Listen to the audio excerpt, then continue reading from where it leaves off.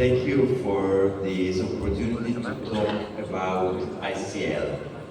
So, ICL is a great alternative we have to correct refractive errors. Actually, we have three distinct planets. We have planet cornea, we have planet lens, and we have planet sulcus. And the ICL nowadays is a great product, but nothing comes for free. And actually, the ICL design we have nowadays is the result of many failures in the past. So companies continued improving the design, and the new version of ICL we have is just doing great with close to zero development of cataract or any other side effects. This is the well-known design of the lens. It's provided with a few holes. A few ones are useful to assist the surgeon during the insertion. We will see the video maybe later. And the central aqua port is very useful to maintain the continuity between the posterior and the anterior chamber. And this is the positioning of the lens inside the eye. But what is coming with the ICL is the wow effect after implantation. So, how many of you implant the ICL? Okay, quite large group. So, you know better than me that the day after, these patients are very happy. Why? Because of this formula. As you can see on the denominator, we have D, which is the vertex distance. With the ICL, we provide the patient with a correction closer to the nodal point, so they see bigger, and the lens provides them with magnification. How much? About 2% of magnification per diopter.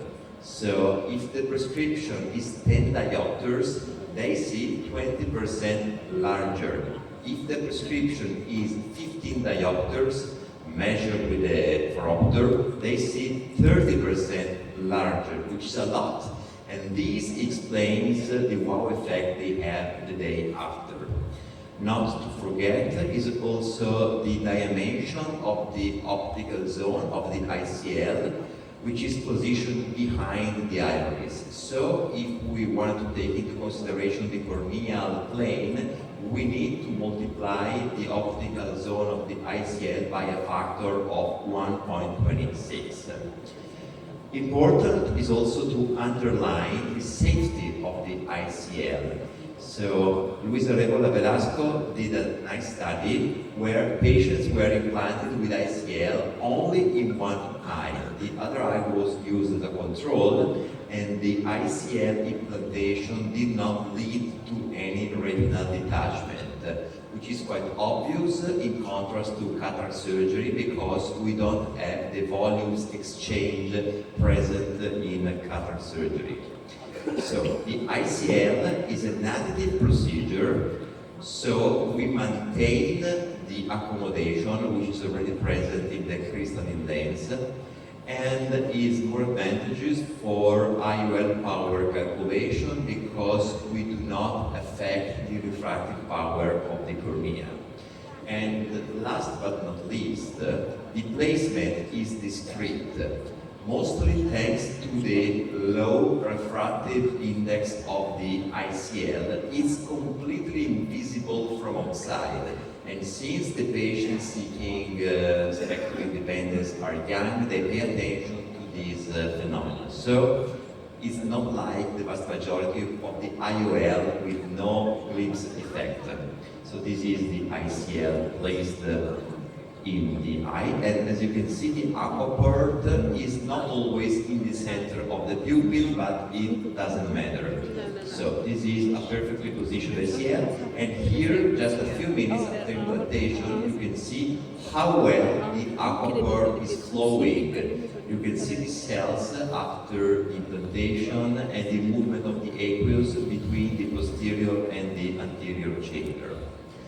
So the ICL are available to correct a very wide range of refractive error, ranging between -18 to +10, with astigmatism up to 6 diopters.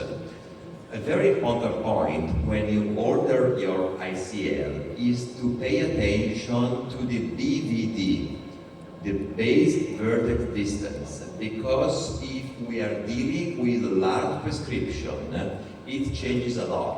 So please remember to measure the BVD of the phoropter you're using in order not to overcorrect your patients. And of course, you need to have a nice refraction protocol. This is the protocol we have. It's not important to use the same, but it's important to have internally your refraction protocol. And at last, you can pick the size you want for your ICL, so you can go ahead with the nomogram of the company, or maybe you can rely on any other nomograms you prefer. Before implanting hyperopic ICL, remember to perform 2 peripheral iridotomies.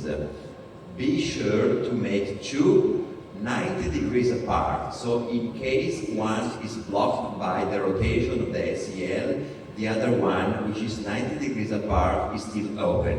And remember to do very large and patent peripheral iridotomies. Of course, we need to measure the size for the ICL. What can we measure? So, when we measure something, this is always a proxy for what is happening behind the iris. So, the best proxy we can measure is the white to white, and we can measure with the caliper, with the ORF scan, with the IOL master, with the pentacam, with whatever. Even if probably the only way to see what is happening in the dark side of the moon is using the ultrasound. With the ultrasound, we can measure the real sulcus to sulcus distance. But actually, I will show you that the ICL, they don't always go into the sulcus. So even the sulcus is a proxy for the final destination of the ICL. Important is to define the volt, which is the distance between the lens, the ICL, and the crystal lens.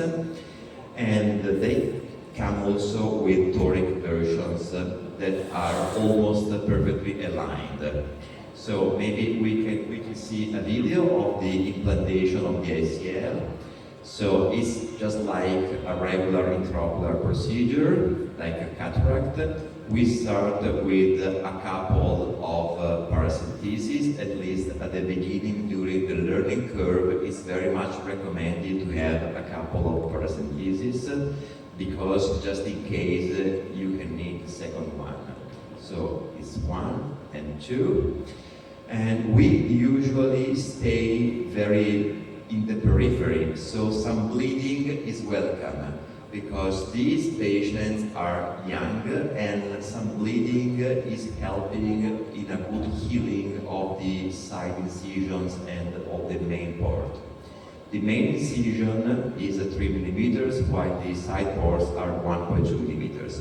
Some lidocaine is a great idea because these patients are young and you are about to touch the iris, so it's painful if you don't use some lidocaine. The amount of viscoelastic is just methylcellulose, and it's a low amount of methylcellulose because we are not performing cataract surgery, so we do not need to perform a capsulorhexis. We just need the spaces to be not to collapse.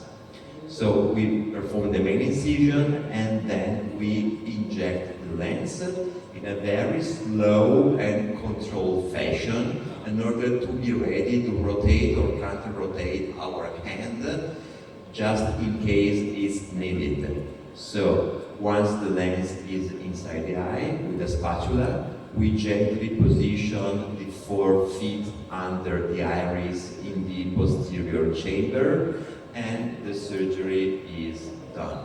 At the end of the procedure, of course, we need to rinse the viscoelastic, the methylcellulose, we rinse just with DSS, or maybe we can use IA to make it even better. And I do not recommend to use any miotics agent after the surgery, because once the lens is into position, it's almost impossible to go in the wrong plane. That's the end of the surgery, and this is the ideal volt, which is ranging between 250 and 750. But what is the holy grail in ICL surgery? Of course, is obtaining a nice 500 volt, but there is quite large scattering in the literature among the studies for this. Why? Probably because there is some noise. What is the noise? Where is it coming from? It's coming from the actual position of the ICL. Maybe I can ask 1 minute more only. So, this is a lens which is positioned in the sulcus. These ICL are positioned half in the sulcus and half resting on the ciliary body. And in this case, the ICL is resting on the ciliary body. And the vast, can I have 1 more minute, please? And the vast majority of the cases, they fall in the bottom right position. So, we struggle to measure the sulcus to sulcus distance, but the final destination for the ICL is not in the sulcus, but in the vast majority of cases, it's just resting on the ciliary body. We can, of course, predict with some machine learning. I go fast. We developed this algorithm that will be embedded in the MS39, so the computers can help you in predicting the final position of the ICL. So we have already gone into the surgery, and these are the tools we need, just some spatula and forceps, nothing special. And remember to ask the patient to stay close to the practice and provide them with some Diamox table, just in case they develop some raise in the IOP after the surgery. Now, I believe the time is up, but I recommend you to have the right equipment at your side. Ideally, the ultrasound, but the OCT is another excellent equipment for assessing the ICL. Thank you for your attention.